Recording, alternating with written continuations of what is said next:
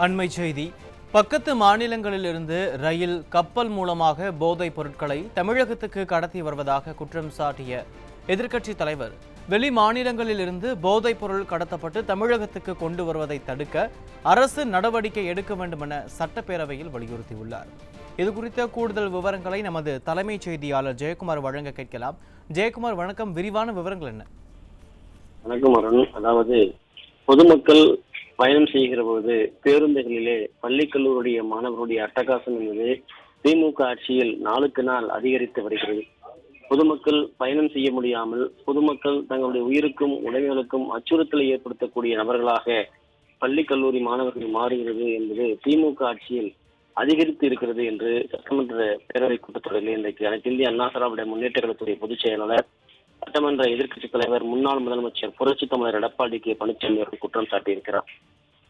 குறிப்பாக சென்னையை பொறுத்தளவிற்கு பச்சையப்பன் கல்லூரி, மாநில கல்லூரி, புதுக்கல்லூரி, நந்தனம் கல்லூரி என மாணவர்களுடைய இந்த ரூட்டுத்தலை பிரச்சனை, அதே போன்று ரயிலில் பயணம் செய்யக்கூடிய அந்த பகுதியிலே ரூட்டுத்தலை பிரச்சனை என பல்வேறு ரூட்டுத்தலைகளாக மாணவர்கள் மாறி போகிறார்கள். புத்தகங்களை சுமக்க வேண்டிய அந்த பையிலே கத்திகளையும் கற்களையும் அதே போன்று ஆயுதங்களையும் சுமப்பது என்பது அந்த ரயிலிலும் பேருந்துகளிலும் பயணம் செய்யக்கூடிய மக்களை மிகப்பெரிய அச்சுறுத்தலுக்கு ஆளாக்கியிருக்கிறது.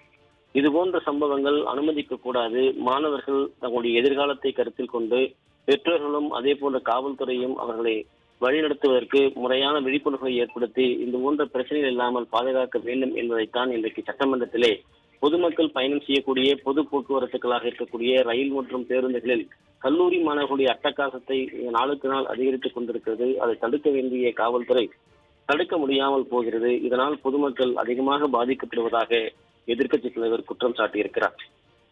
அதே போன்று சென்னையை பொறுத்தளவிற்கு காமராஜர் சாலை, கிழக்கு கடற்கரை சாலை, இன்னும் பல்வேறு சாலைகளிலே அண்ணா, ஏனென்றால் தேனாம்பட்டை அண்ணா சாலையில் கூட சமீபத்தில் மாணவர்களுடைய இந்த டூ வீலர் சாகசம் என்று சொல்லக்கூடிய இருசக்கர வாகனங்களுடைய சாகசங்கள் மிகவும் அதிகரித்திருந்தது. மாணவர்கள் இதுபோன்று ஈடுபடுவதால் சாதாரணமாக சாலையில் செல்லக்கூடிய வாகனங்கள், பொதுமக்கள் மருத்துவ காரணங்களுக்காக செல்லக்கூடியவர்கள் என கடுமையாக பாதிக்கப்படுகிறார்கள். எனவே இதுபோன்று வாகன சாகசத்தில் ஈடுபடக்கூடியவர்கள் அவர்களுக்கு ஒரு கால அவகாசத்தை கொடுத்து அவர்கள் செய்யக்கூடிய தவற்றை உணர்ந்து வாகன உரிமத்தை ரத்து செய்ய வேண்டும், உரிய நடவடிக்கைகளை எடுக்க வேண்டும். அப்போதுதான் இது போன்ற இந்த பொது போக்குவரத்தில் ஏற்படக்கூடிய அவர்களுக்கு அச்சுறுத்தல் ஏற்படுத்தக்கூடிய அந்த நபர்களுக்கு உரிய தண்டனையை பெற்றுத்தர முடியும், அவர்களுக்கு அந்த குற்ற நடவடிக்கைகளை தடுக்க முடியும் என்று வலியுறுத்தியிருக்கிறார். அதே போன்று அனைத்து இந்திய அண்ணா திராவிட முன்னேற்ற கழகம், அதாவது தலைவர்களுடைய பிறந்தநாள், எம்ஜிஆர் பிறந்தநாள், புரட்சித் தலைவர் பிறந்தநாள் என பல்வேறு பிறந்த நாள்கள் இருக்கிற போது அந்த பிறந்த நாள்களுக்கு உரிய அளவிலே அவர்களுக்கு எந்த விதமான அந்த பொதுக்கூட்டங்கள் நடத்துவதற்கு அந்த உரிய முறையிலே அனுமதி மறுக்கப்படுகிறது. நீதிமன்றங்களுக்கு சென்ற பிறகுதான் இது போன்ற அந்த அனுமதிகள் வழங்கப்படுகிறது என்று அனைத்து இந்திய அண்ணா திராவிட முன்னேற்ற கழகத்துடைய பொதுச் செயலாளர் புரட்சி தமிழர் எடப்பாடி கே பழனிசாமி அவர்கள் குற்றம் சாட்டியிருக்கிறார். அதிமுக தலைவர்களுடைய பிறந்த நாளை கொண்டாடுவதற்கு கூட இங்கே அனுமதி மறுக்கப்படுகிறது. பொதுக்கூட்டங்கள் நடத்துவதற்கு காவல்துறை அனுமதி மறுக்கிறது. நீதிமன்றங்களை நாடிய பிறகு இது போன்ற அனுமதிகள் கிடைக்கிறது என்று குற்றம் சாட்டியிருக்கிறார். பொதுக்கூட்டங்கள் வைப்பதற்கு அனுமதி கேட்டால்தான் கிடைக்க வேண்டிய நிலை இருக்கிறது. அப்படி கேட்டாலும் கூட பல பொதுக்கூட்டங்களுக்கு அனுமதி வழங்கவே இல்லை. ஆனால் அனைத்து இந்திய அண்ணா திராவிட முன்னேற்ற கழக ஆட்சியின் போது அனுமதி கேட்டால் உடனே நாங்கள் கொடுத்திருக்கிறோம், இல்லை என்று சொல்லியதில்லை. முறைப்படி காவல்துறையிடம் ஏற்கனவே அறிவிக்கப்பட்டு உரிய முறையில் அதற்கு அனுமதி கொடுக்கப்பட்டது. அதுதான் ஒரு பண்பு. அதாவது அந்த அந்த நற்பண்பு தற்போது திமுக ஆட்சியிலே இல்லை என்பதை அவர் தெரிவித்திருக்கிறார். குறிப்பாக திமுக ஆட்சி காலத்தில் போதைப் பொருள் என்பது கட்டுக்கடங்காத ஒரு அளவிலே தரைவிரித்து ஆடிக்கொண்டிருக்கக்கூடிய ஒரு விஷயமாக பார்க்க முடிகிறது. அதாவது சென்னையை பொறுத்தளவிற்கு மிகப்பெரிய ஒரு மாநகரமாக இருக்கிறது. இங்கே பள்ளி மற்றும் கல்லூரி, பல்கலைக்கழகங்களில் படிக்கக்கூடிய மாணவர்கள் கூட போதைப் பொருளுடைய புழக்கத்தை அதிகமாக நுகரக்கூடிய, போதைப் பொருளுடைய பயன்பாடு அதிகமாக இருக்க வேண்டிய அவலநிலை என்பது தலைவிரித்து ஆடக்கூடிய ஒரு நிலையை நம்மால் பார்க்க முடிகிறது. குறிப்பாக கஞ்சா எண்ணெய், கஞ்சா சாக்லேட், கஞ்சா கேக் உள்ளிட்ட பல்வேறு போதைப் பொருட்கள் இந்த தமிழகத்தில் இருப்பதாகவும், குட்கா, தடை செய்யப்பட்ட குட்கா எல்லாம் தற்போது அங்கங்கே டன் கணக்கில் பறிமுதல் செய்யக்கூடியதாக இருக்கிறது. குறிப்பாக ரயிலிலே வந்திருக்கக்கூடிய இந்த போதைப் பொருட்கள், பேருந்திலே வந்த இந்த போதைப் பொருட்கள் தற்போது விமானத்திலே வருகிறது. இதையும் கடந்து கொரியர் மூலமாக கூட இந்த போதைப் பொருட்கள் எல்லாம் இப்படி எல்லாம் வருகிற நிலையை பார்க்கிற போது தமிழகத்திற்கு மிகப்பெரிய ஒரு தலைக்குனிவை ஏற்படுத்தி இருக்கிறது. வெளி மாநிலங்களிலிருந்து ரயில் மூலமாக போதைப் பொருட்கள் வந்து கொண்டிருக்கிறது. அதே போன்று வெளிநாடுகளிலிருந்து விமானம் மூலமாக பல்வேறு தடை செய்யப்பட்ட ஆபத்தை விளைவிக்கக்கூடிய மிக உயரிய போதைப் பொருட்கள் எல்லாம் தமிழகம் வந்து சேர்கிறது. இங்கே இருக்கக்கூடிய நட்சத்திர விடுதிகளை குறிவைத்தும், இங்கே இருக்கக்கூடிய பல்கலைக்கழக மாணவ மாணவிகளை குறிவைத்தும், பள்ளி கல்லூரி மாணவிகளை குறிவைத்தும் இந்த போதைப் பொருள் நடமாட்டம் என்பது நாளுக்கு நாள் அதிகரித்துக் கொண்டிருக்கிறது. இதனால் இந்த இளைய சமுதாயமே சீரழியக்கூடிய ஒரு நிலைக்கு தள்ளப்பட்டிருக்கிறது என்பதுதான் இன்றைக்கு பார்க்கக்கூடிய மிகப்பெரிய ஒரு வேதனையான ஒரு சூழ்நிலையாக இருக்கிறது. அதே போன்று திமுக ஆட்சியிலே சட்டவிரோதமாக டாஸ்மாக் கடைகளிலே மதுபானம் விற்பனை செய்யக்கூடிய நடவடிக்கை என்பது கட்டுக்கடங்காமல் போய்கொண்டிருக்கிறது. அதாவது அனுமதிக்கப்பட்ட பகலிலே 12 மணியிலிருந்து இரவு 10 மணி வரை அரசு டாஸ்மாக் மதுபானங்களிலே மதுபானை விற்பனை செய்யப்படுகிறது. ஆனால் திமுக அரசு ஆட்சிக்கு வந்த பிறகு 24 மணி நேரமும், அதாவது தங்கு தடை இல்லாமல் தண்ணீரை போல மது எங்கு வேண்டுமானாலும், எப்போது வேண்டுமானாலும், எந்த நேரத்திற்கு வேண்டுமானாலும் அதிகமான விலைக்கு கள்ளச்சந்தையிலே அந்த விற்பனை இருக்கிறது. இதனால் மதுபான கூடமாக 24 மணி நேரமும் மது விற்பனை ஒரு நாடாக தமிழகத்தை திமுக அரசு மாற்றியிருக்கிறது. சட்டவிரோதமாக விற்கக்கூடிய இந்த மது, அதன் மூலமாக பயன்பெறக்கூடியவர்கள், அதனால் நலிவிடக்கூடிய சமூகம் என்பது, இந்த மதுவால் பாதிக்கக்கூடிய சீரழியக்கூடிய குடும்பங்கள் என்பது மிகப்பெரிய அளவிலே திமுக ஆட்சியில் அரங்கேறி இருக்கிறது. சட்டவிரோதமான இந்த மது விற்பனையை தடுக்க வேண்டும். ஆனால் இதுவரை அரசு தடுத்ததாக தெரியவில்லை. என்ன செய்து கொண்டிருக்கிறது? பொதுமக்கள் பயணம் செய்யக்கூடிய பேருந்துகளிலும் இது போன்ற ஒரு நடவடிக்கை இருக்கிறது. இவற்றையெல்லாம் தடுக்கப்பட வேண்டும் என்று இன்றைக்கு தொடர்ந்து அனைத்து இந்திய அண்ணா திராவிட முன்னேற்ற கழகத்துடைய பொதுச் செயலாளர், சட்டமன்ற எதிர்க்கட்சித் தலைவர், முன்னாள் முதலமைச்சர் புரட்சித் தலைவர் தொடர்ந்து வலியுறுத்தி வருகிறார். தமிழகத்திலே தொடர்ந்து இது போன்று இருக்கக்கூடிய நடவடிக்கைகள், சட்டம் ஒழுங்கு சீரழிவு, இவற்றையெல்லாம் பார்க்கிற போது ஆளுகிற அரசு எதையும் ஒரு உரிய முறைவரை நடவடிக்கைகளை முறையாக எடுத்ததாக தெரியவில்லை என்று குற்றம் சாட்டியிருக்கிறார். தமிழகத்திலே சட்டம் ஒழுங்கு உரிய முறையில் பாதுகாக்கப்பட வேண்டும். பொதுமக்கள் பாதுகாப்பாக இருக்க வழி செய்ய வேண்டும். உளவுத்துறை அதிமுக ஆட்சி காலத்தில் முறையாக சிறப்பாக செயல்பட்டது. ஆனால் தற்போது முற்றிலுமாக செயலிழந்திருக்கிறது. எனவே இதுதான் இது போன்ற பிரச்சனைகளுக்கு முன்கூட்டியே நடவடிக்கை எடுப்பதற்கு மிக முக்கிய காரணிகள். இவற்றையெல்லாம் ஆளுகிற அரசு கண்டு கொள்வதே இல்லை என்று குற்றம் சாட்டியிருக்கிறார். குற்றம் செய்வதற்கு எளிமையான இடமாக சென்னை கருதுவதால் பல்வேறு மாநிலங்களிலிருந்து சென்னைக்கு வந்து கொள்ளையடித்துக் கொண்டு விமானத்திலே பறக்கக்கூடிய அளவிலே இன்றைக்கு திமுக ஆட்சியில் கொள்ளை சம்பவங்கள் தலைவிரித்து ஆடிக்கொண்டிருக்கிறது. சென்னை வேளச்சேரி, தரமணி, கிண்டி உள்ளிட்ட 8 இடங்களில் ஒரே நாளில் கொள்ளையடித்துக் கொண்டு விமானத்தில் பறக்க இருந்த கொள்ளையர்கள் குறித்த அந்த சம்பவங்கள் எல்லாம் பட்டியலிட்டு இன்றைக்கு திமுக ஆட்சியிலே இந்த அவலத்தோடு தமிழகம் இருக்கிறது என்று தெரிவித்திருக்கிறார். அதே போன்று திமுக ஆட்சியிலே பெண்கள், சிறுமிகள், முதியவர்கள், பெண்கள் என பாலியல் குற்றங்கள் தலைவிரித்து ஆடிக்கொண்டிருக்கிறது என்று தெரிவித்திருக்கிறார். சென்னை அண்ணா பல்கலைக்கழகத்திலே 2ஆம் ஆண்டு பொறியியல் படிக்கக்கூடிய மாணவியை திமுக நிர்வாகி ஞானசேகரன் என்பவர் பாலியல் வன்கொடுமை செய்த விவகாரத்தில் எவ்வளவு தடயங்களை எல்லாம் அழிக்க முடியுமோ, மறைக்க முடியுமோ, இப்படியெல்லாம் செய்யக்கூடிய செயல் என்பது வேலையே பெயரை மேயக்கூடிய நிலையாக இருக்கிறது. விசாரணை நிலையத்தில் இருந்து அவரை விலகி வைத்திருந்தது. இதையெல்லாம் மிகப்பெரிய அளவிலே கேள்விகளும் செய்திகளும் வெளியான பிறகு கைது செய்யப்பட்டு சிறையில் அடைக்கப்பட்டது.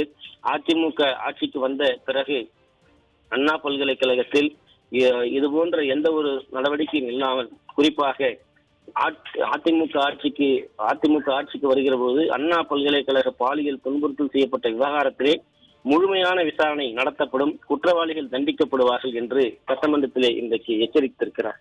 ஏனென்றால் திமுக அரசு அண்ணா பல்கலைக்கழக விவகாரத்திலே மிகப்பெரிய மெத்தனம், மிகப்பெரிய கேள்விக்குறி, மிகப்பெரிய தடயங்கள் மறைப்பு, அழிப்பு என பல்வேறு நடவடிக்கைகள் ஈடுபட்டிருக்கிறது.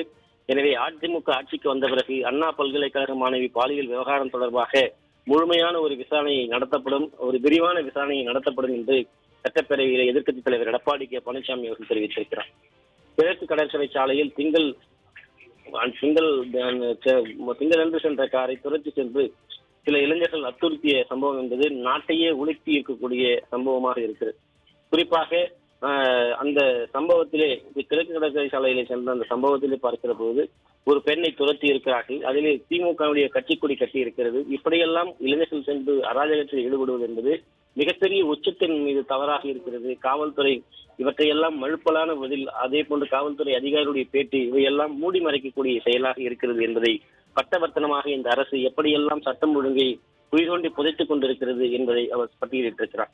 2022, 23ஆம் ஆண்டுகளில் 2024 வரை, அதாவது ஒவ்வொரு ஆண்டிலும் இந்த சட்டம் ஒழுங்கு அந்த கொள்கை விருப்பு குறிப்பிலே பார்க்கிற போது குற்ற சம்பவங்கள் அடுக்கிக் கொண்டே உயர்ந்து கொண்டே போகிறது. இந்த புள்ளி விவரங்களை பார்க்கிற போது பெண்களுக்கு பாதுகாப்பு இல்லாத அரசாகத்தான் திமுக அரசு செயல்பட்டுக் கொண்டிருக்கிறது என்பதை அந்த புள்ளி விவரங்கள் நமக்கு உணர்த்துகிறது என்பதை அனைத்து இந்திய அண்ணா திராவிட முன்னேற்ற கழகத்துடைய பொதுச் செயலாளர் புரட்சித்தலைவர் எடப்பாடி பழனிசாமி அவர்கள் சுட்டிக்காட்டியிருக்கிறார். சென்னை ஆர்கே நகரில் பெண்ணுக்கு பாலியல் தொந்தரவு அளித்தவர்கள் மீது புகார் அளித்ததை எடுத்துக்காட்டி உடனடியாக அவர்கள் அந்த குடும்பத்தைச் சேர்ந்தவர்கள் கொலை மிரட்டல் விடுக்கப்பட்டிருக்கிறது. அந்த பெண் குறிப்பாக அவர் கத்தியால் வெட்டப்பட்டு அரசு மருத்துவமனையில் அனுமதிக்கப்பட்டிருக்கிறார். இப்படிப்பட்ட ஒரு அலங்கோலமான ஆட்சியாக திமுக ஆட்சி இருக்கிறது என்பதை சுட்டிக்காட்டியிருக்கிறார். தென் இந்தியாவிலேயே நெற்களஞ்சியம் என பெயர் பெற்ற தமிழகம் இன்று கொலை நகரமாக இன்றைக்கு கொலை நகரமாக தென்னிந்தியாவின் நெற்களஞ்சியம் என பெயர் பெற்ற தமிழகம் இன்றைக்கு கொலை நகரமான தமிழகமாக மாறி இருப்பதை சுட்டிக்காட்டியிருக்கக்கூடிய எதிர்க்கட்சித் தலைவர் காவல்துறை மானிய கோரிக்கை மீதான உரையாற்றுகிற போது தொடர்ந்து இது போன்ற தென்னிந்தியாவுடைய நெற்களஞ்சியம் தென்னிந்தியாவின் மான்செஸ்டர் என்றெல்லாம் பெயர் பெற்ற தமிழகம் இன்று கொலைகளினுடைய நகரமாக தமிழகம் பெயரெடுத்துள்ளது என்பது மிகப்பெரிய வேதனையாக இருக்கிறது என்று சுட்டிக்காட்டியிருக்கிறார். தங்கம் வெள்ளி விலை நிலவரங்களைப் போல தினந்தோறும் கொலை நிலவரங்கள் தமிழகத்தில் இருந்து வந்து கொண்டிருப்பதாக எதிர்க்கட்சித் தலைவர் குற்றம் சாட்டி வேதனையை வெளிப்படுத்தியிருக்கிறார்.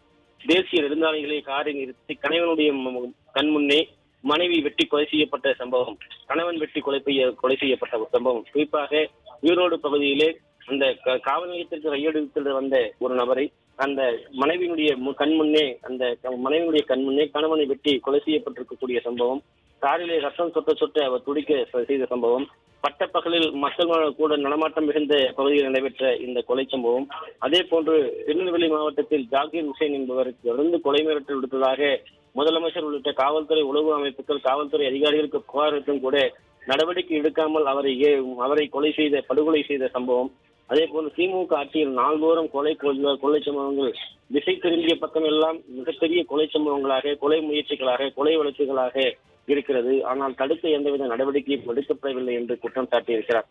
சென்னை பெரம்பூரிலே பகுஜன் சமாஜ் கட்சியுடைய தமிழக தலைவராக இருந்த ஆம்ஸ்ட்ராங் படுகொலை செய்யப்பட்டது. தரணிந்த குற்றவாளிகள் சில பேர் போலி என்கவுண்டர் மூலமாக சுட்டுக் கொல்லப்பட்டுள்ள சம்பவம் பல்வேறு சர்ச்சைகளை ஏற்படுத்தி இருப்பதாக எதிர்க்கட்சித் தலைவர் எடப்பாடி பழனிசாமி அவர்கள் குற்றம் சாட்டியிருக்கிறார்.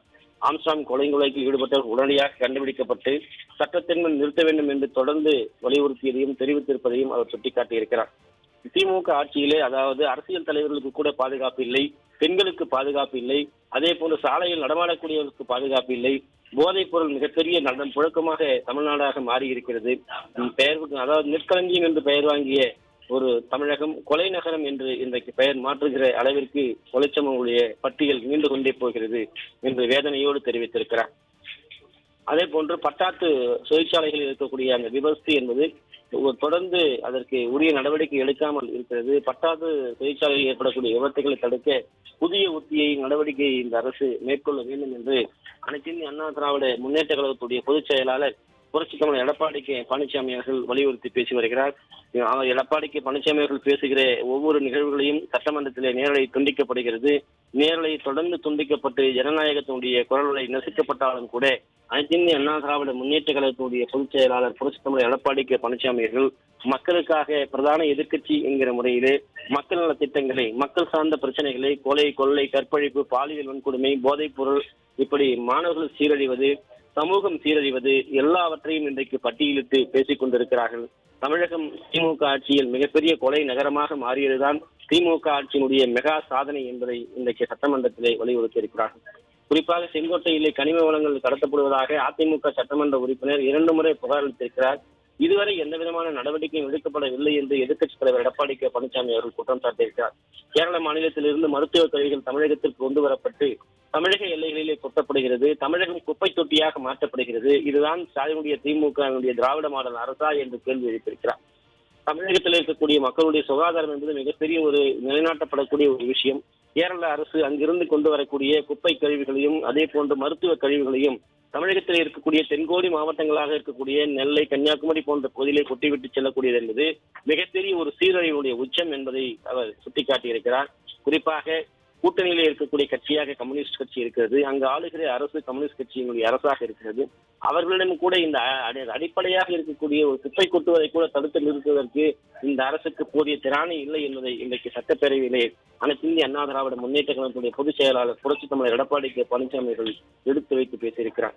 சட்டப்பேரவையிலே அமைதியான மாநிலம் அல்ல, எடப்பாடி பழனிசாமி அவர்கள் கடுமையான ஒரு விமர்சனத்தை இன்றைக்கு மேற்கோள் காட்டியிருக்கிறார். மாநிலத்திற்கு வெளியே இருந்து வரக்கூடிய கொள்ளையடிக்கக்கூடிய குற்றவாளிகள் எப்படியெல்லாம் இங்கு கொள்ளையடித்துக் கொண்டு விமானத்திலே பறக்கிற அளவிற்கு அமைதியாக இருந்த ஒரு மாநிலத்தை இன்றைக்கு சீர்குலைத்திருக்கிறார்கள் என்று அவர்கள் தெரிவித்திருக்கிறார். வெளி மாநில கொள்ளையர்கள் வந்து செல்வதை தடுப்பதற்கு கூட இங்கு வருவர்கள் கண்காணிப்பதற்கு கூட உளவுத்துறைக்கு போதிய திராணி இல்லாமல் உறங்கிக் கொண்டிருப்பதை அனைத்து இந்திய அண்ணா திராவிட முன்னேற்ற கழகத்துடைய பொதுச் செயலாளர் சட்டமன்ற எதிர்க்கட்சித் தலைவர் புரட்சி தமிழர் எடப்பாடி கே பழனிசாமி அவர்கள் சுட்டிக்காட்டியிருக்கிறார். தமிழகம் இன்றைக்கு திமுக ஆட்சியிலே சட்டம் ஒழுங்கு பிரச்சனைகளை எப்படி தள்ளாடி கொண்டிருக்கிறது, திமுக ஆட்சியுடைய முதல்வராக இருக்கக்கூடிய அவர் கையிலே வைத்திருக்கக்கூடிய காவல்துறை எப்படி கும்பகர்ண தூக்கத்திலே இருக்கிறது. இன்றைக்கு ஒவ்வொரு நாளும் மழை நிலவரத்தை போல, காய்கறி நிலவரத்தை போல, தங்கம்வெளி நிலவரத்தை போல கொலை நிலவரங்களும், அதே போன்று போதைப் பொருள் நிலவரங்களும், கற்பழிப்பு நிலவரங்களும், கூட்டுப்பாலியல் வன்கொடுமை நிலவரங்களும், வீடு புகுந்து ஒரு பெண்ணை கொடுமையாக கொலை செய்யக்கூடிய நிலவரங்களும், இப்படி கொலை நிறவங்களுடைய பட்டியல் என்பது அதிர வைக்கக்கூடிய பட்டியலாக இருக்கிறது. இதுதான் திமுக ஆட்சியினுடைய சாதனை இன்றைக்கு என்று தெரிவித்திருக்கிறார். தமிழகம் என்பது அதிமுக ஆட்சி காலத்தில் அமைதி பூங்காவாக இருந்தது. தமிழக காவல்துறை ஸ்காட்லாந்து யார்டுக்கு நிகராக போற்றப்பட்டது. ஆனால் திமுக ஆட்சியில் இவையெல்லாம் குழி தோண்டி புதைக்கப்பட்டிருக்கிறது. சட்டமன்றத்தில் குட்காவை கொண்டு வந்து பேசிய முதலமைச்சர் அவருடைய ஆட்சியிலே இன்றைக்கு தினந்தோறும் ஒவ்வொரு பகுதியிலும் கண்கணக்கில் குட்கா பறிமுதல் செய்யப்படுகிறது. குறிப்பாக பெங்களூரில் இருந்து தனியார் பேருந்துகள், சொகுசு பேருந்துகளிலே வருகிறது, அரசு பேருந்துகளிலே வருகிறது, லாரிகளிலே வருகிறது, கார்களிலே வருகிறது, ஆந்திர மாநிலத்திலே இருந்து கஞ்சா வருகிறது. இது போன்று ராமநாதபுரம் பகுதி கடல் வழியாக இலங்கைக்கு கஞ்சா போன்ற பீடி இலைகள் போன்ற போதைப் பொருட்கள் எல்லாம் கடத்தப்படுகிறது. வெளி மாநிலங்களிலிருந்து நைஜீரியா போன்ற பல்வேறு வெளி நாடுகளில் இருந்து மெத்தாபெட்டமைன், பிரவுன் சுகர் போன்ற விலை உயர்ந்த போதைப் பொருட்கள் விமானம் மூலமாக தமிழகத்திற்கு கொண்டு வரப்படுகிறது. இப்படி ஒட்டுமொத்தமாக தமிழகம் போதைப் பொருள் கேந்திரமாக, போதை மாநிலமாக மாற்றப்படுகிறது. 24 மணி நேரமும் தங்குதடையின்றி இங்கு மதுக்கடைகள் மூலமாக விற்பது மட்டுமல்லாமல் தனியாக கள்ளச்சந்தையிலே மது விற்பனை செய்யப்படுகிறது. சாராயம் காட்டாராய் ஓடிக்கொண்டிருக்கிறது. அண்மையிலே கள்ளக்குறிச்சியிலே கள்ளச்சாராயம் குடித்து 70 பேர் பரிதாபமாக உயிரிழந்தார்கள். ஆனாலும் கூட அந்த மக்களுடைய நிலைமையை மாற்றுவதற்கு, அந்த மக்களுடைய குழந்தைகளை கல்வியிலே உயர்த்துவதற்கு, போதிய விழிப்புணர்வு கொடுப்பதற்கு நீதிமன்றம் தெரிவித்தும் கூட கல்வராயமலையில் இருக்கக்கூடிய சுமார் அங்கு வசிக்கக்கூடிய ஏறக்குறைய 400க்கும் மேற்பட்ட கிராம மக்களுக்கு, அங்கே இருக்கக்கூடிய மக்களுக்கு தேவையான அடிப்படை வசதிகள், மருத்துவ வசதிகள், வாக்காளர் அட்டைகள், அதே போல் ஆதார் அட்டைகள், இவற்றைக்கெல்லாம் விழிப்புணர்வு ஏற்படுத்தப்பட வேண்டும், இவற்றையெல்லாம் வழங்கப்பட வேண்டும் என்று நீதிமன்றம் அறிவுறுத்தியும் கூட இந்த அரசு வழங்காமல், அவர்களை பார்வையிடாமல் அந்த கள்ளச்சாராயம் மூலமாக திமுகவை சேர்ந்த கண்ணுக்குட்டி மூலமாக விற்பனை செய்து பணத்தை மட்டுமே பார்த்து அந்த உயிர்களை பலி வாங்கியதுதான் இந்த மிச்சம் என்கிற நிலையிலே தமிழக மக்கள் வேதனை விட்டிருக்கிறார்கள். இப்படி இருக்கிற பட்சத்திலே இன்றைக்கு சட்டமன்றத்திலே அதிமுக பிரதான எதிர்க்கட்சி என்கிற முறையில் பொதுச் செயலாளர் எதிர்க்கட்சி தலைவர் எடப்பாடி கே பழனிசாமி அவர்கள் தொடர்ந்து இது போன்ற பட்டியலிட்டு பேசி வருகிறார். கேரள மாநிலத்தில் கொட்டக்கூடிய இந்த மருத்துவ கழிவுகள் உடனடியாக தடுத்து நிறுத்தப்பட வேண்டும். தமிழக அரசு அதனை உடனடியாக நிறுத்துகிற முயற்சிகளை மேற்கொள்ள வேண்டும். தமிழகம் குப்பை தொட்டி அல்ல என்பதை கேரள அரசிற்கு புரிய வைக்க வேண்டும் என்று தெரிவித்திருக்கிறார். அதே போன்று பிரசித்தி பெற்ற மதுரை சித்திரை கோயில் திருவிழா லட்சக்கணக்கான மக்கள் திரளக்கூடியது ஒவ்வொரு ஆண்டும் நடைபெறக்கூடிய வழக்கம். 2022, 2023 ஆண்டுகளிலே சித்திரையில் பல்வேறு அசம்பாவித சம்பவங்கள் நடைபெற்றிருப்பதாக பொதுச் செயலாளர் புரட்சி தமிழர் எடப்பாடி கே பழனிசாமி அவர்கள் குற்றம் சாட்டியிருக்கிறார். இந்த ஆண்டு நடைபெற இருக்கக்கூடிய மதுரை சித்திரை திருவிழாவின் போது மக்கள் அதிகம் கூடக்கூடிய இடங்களை கண்டறிந்து குறிப்பாக தேவையான சிசிடிவி காட்சிகளை பொறுத்து தேவையான பாதுகாப்பு அம்சங்களை மேற்கொண்டு அங்கு வரக்கூடிய பக்தர்களுக்கு, பொதுமக்களுக்கு தேவையான பாதுகாப்பு அம்சங்களை, தேவையான பாதுகாப்பு ஏற்பாடுகளை இந்த திமுக அரசு, மாவட்ட நிர்வாகம், காவல்துறை செய்து கொடுக்க வேண்டும் என்று இன்றைக்கு சட்டமன்றத்திலே அனைத்து இந்திய அண்ணா திராவிட முன்னேற்ற கழகத்துடைய பொதுச் செயலாளர் புரட்சி தமிழர் எடப்பாடி கே பழனிசாமி அவர்கள் வலியுறுத்தி பேசி வருகிறார். காவல்துறை என்பது மக்களுடைய சேவைத்துறை. காவல்துறை என்பது மக்களுடைய நண்பனாக இருக்க வேண்டிய ஒரு துறை. அந்த துறையை பரிபாலனம் செய்யக்கூடிய முதலமைச்சர் அவர்களை எப்படி நடத்த வேண்டும், அவர்களுக்கு எப்படிப்பட்ட வழிமுறைகளை காட்ட வேண்டும், அறிவுரைகளை காட்ட வேண்டும், முன்னெச்சரிக்கை நடவடிக்கை எடுக்க வேண்டும் என்பதை முனைப்போடு செயல்பட வேண்டும். ஆனால் அதை விட்டுவிட்டு இன்றைக்கு கும்பகர்ண தூக்கத்திலே இருப்பதன் காரணமாக இப்படி சட்டம் ஒழுங்கில் தமிழகம் சந்தி சிரித்துக் கொண்டிருக்கிறது. இப்படி மக்கள் படு துயரங்களை நாள்தோறும் அனுபவித்துக் கொண்டிருக்கிறார்கள். எந்த பக்கம் திரும்பினாலும் கொலையாக இருக்கிறது, மற்றொரு பக்கம் போதைப் பொருள் விற்பனையாக இருக்கிறது, மற்றொரு பக்கம் மதுவாக இருக்கிறது, மற்றொரு பக்கம் கள்ளச்சாராயமாக இருக்கிறது. தமிழ்நாடு மொத்தமாக காட்டாற்று வெள்ளம் போல கள்ளச்சாராயம் ஓடிக்கொண்டிருக்கிறது. ஒருபுறம் இது போன்ற தடை செய்யப்பட்ட குட்கா, கஞ்சா, மெத்தாபெட்டமைன், பிரவுன் சுகர் என்ற போதைப் பொருட்கள் ஓடிக்கொண்டிருக்கிறது. இவற்றையெல்லாம் நுகரக்கூடியவர்கள் கயவர்களாக, ரவடிகளாக, கொள்ளையர்களாக, கொலைகாரர்களாக மாறுகிற சமூகமாக இன்றைக்கு மாறிக்கொண்டிருக்கிறது என்பதை சட்டமன்றத்தில் அனைத்து இந்திய அண்ணா திராவிட முன்னேற்ற கழக பொதுச் செயலாளர் புரட்சி தமிழர் எடப்பாடி கே பழனிசாமி எடுத்துரைத்து திமுக ஆட்சியுடைய அவலங்களை, திமுக ஆட்சியுடைய குற்றச் சம்பவங்களை, திமுக ஆட்சியினுடைய போதைப் பொருள் விற்பனையை தோலுரித்து காட்டிக் கொண்டிருக்கிறார் என்பது குறிப்பிடத்தக்கது.